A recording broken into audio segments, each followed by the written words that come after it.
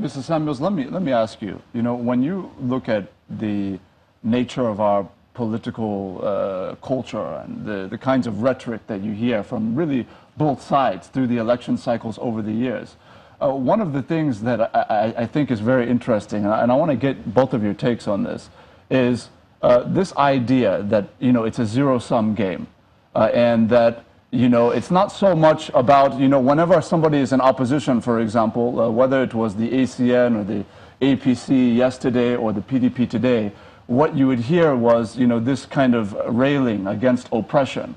But then when power now comes, it seems to change the way people, you know, kind of interface with the notion of oppression. So I want to ask you, if the PDP once said, we're going to rule Nigeria for 60 years, you know, Nigerians love PDP, we're not going anywhere, then APC now comes and they say, we're going to ensure that PDP is no longer a political party after 2019. It speaks to something deeper. It speaks to this zero-sum mentality that it's us and nobody else. There's no space for anybody else. Is that not a problem in your view?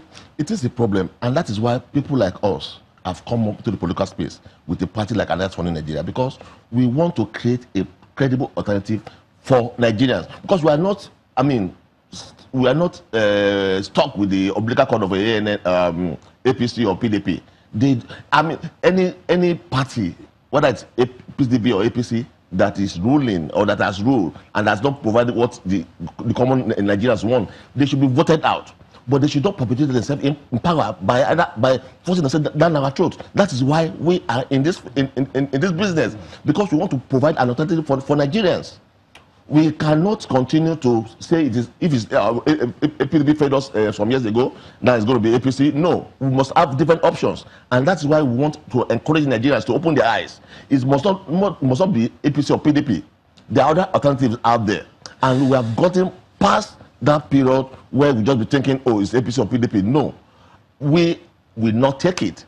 How do we get to a point, Mr. Shield, as you respond, where it's really not about party interest, but about the national interest? So, for example, whether you're a member of APC or PDP or APGA or whoever, that you really are focused on the national project, the Nigeria project, within the outfit of whichever party you're a part of.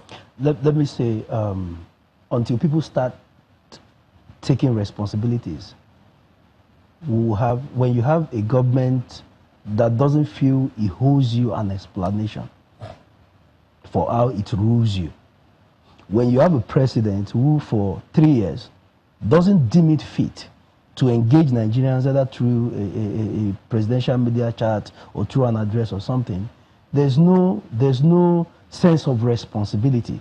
Believe me sincerely, there can be no solution.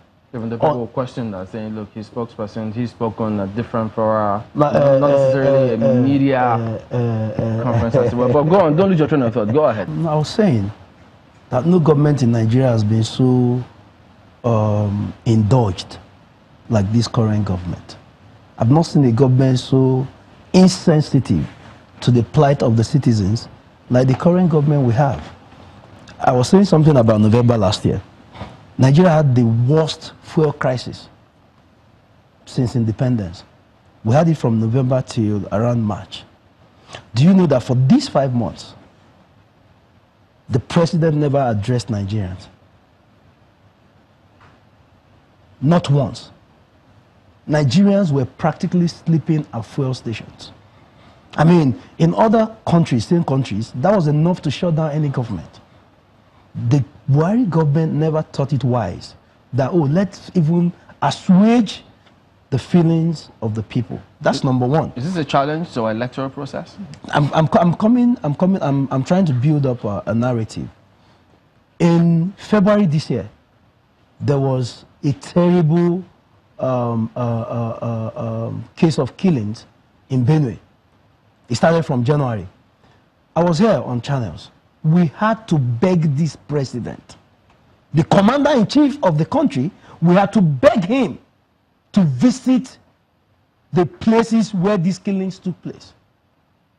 So, a government that has a mindset that it does not hold you as a citizen or as Nigerian citizens explanations for anything, does not care as far as they win the election. It doesn't matter if you have on camera party men paying 10,000 naira per voter.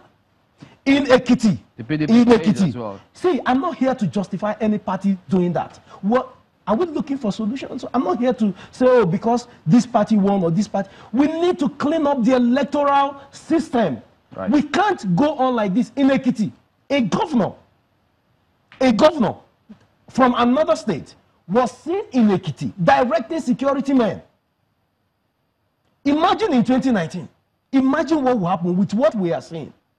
So I put it solely on the table of President Muhammadu Buhari. If he wants the system to change, with what happened in Rivers last week, few people should be made to pay for it. Few people should be prosecuted. All right. Mr. What? Yeah, I mean, what was the question again? Well, we're focusing on this preparations for elections. We'll identify some challenges that we're facing. He, just now, focusing on the security challenge that happened in Rivers.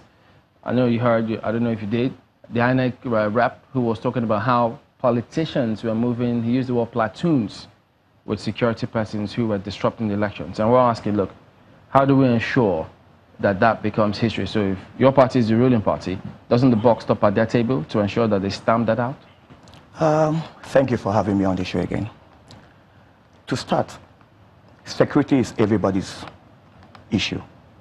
It's not about the ruling party or not the ruling party. The issues we have on ground here are fundamental. It has built up over time.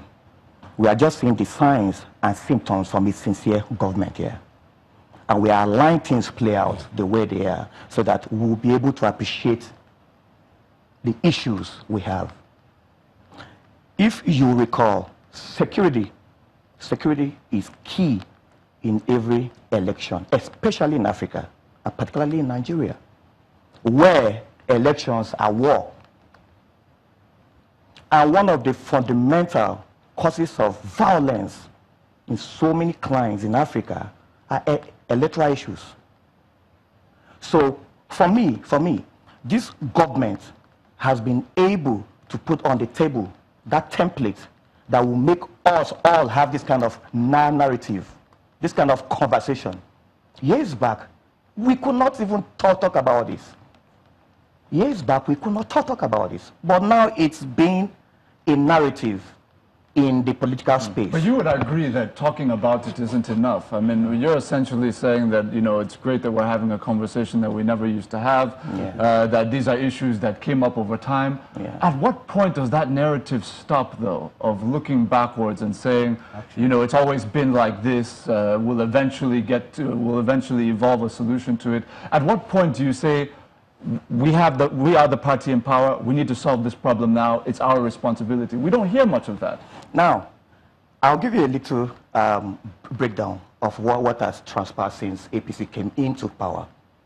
I know in 2011, 2007, the general elections were marred with gross violence. Now, from 2015, when APC came into power, the incidence of violence is on the decline. We just had an election as if it didn't happen in Taraba, as if it didn't happen. There was no case of violence. Ekiti, the most hype election of the year in Ekiti, there was no case of violence leading to any killing. That is to say that the security architecture that this present administration has put on board is beginning to work and is beginning to take shape. Of course, the issue of security takes time, you know, to achieve that maximum effect. And this is what we are seeing. This is what we are seeing. This is Mr. Samuels, please go ahead. For me, I think I agree with you. I don't think discussing the issue is something that should be celebrated, because the reason why we're actually discussing it now is because it has gotten worse than what it was before.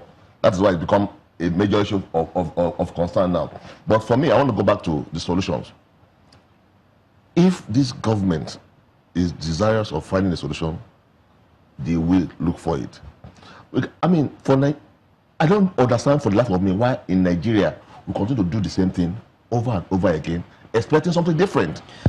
For God's sake, we have been experiencing or using military or the army and police in elections for years. Is that a normal thing? No. Why can't we think out of the box? What can we do differently? I want to go back to the issue of universal voting. That's a very simple, no matter how expensive any claim it is, it's a one-off cost that will be far less than what they are budgeting for the next election. In your meetings with INEC, yeah, did you raise this? And what was the response? They said it's too expensive. That's just the way. Oh no, it's too expensive. We can't do it. We don't have that kind of money. But they have 89 billion to do just one election, where they have 6 billion voted for feeding policemen.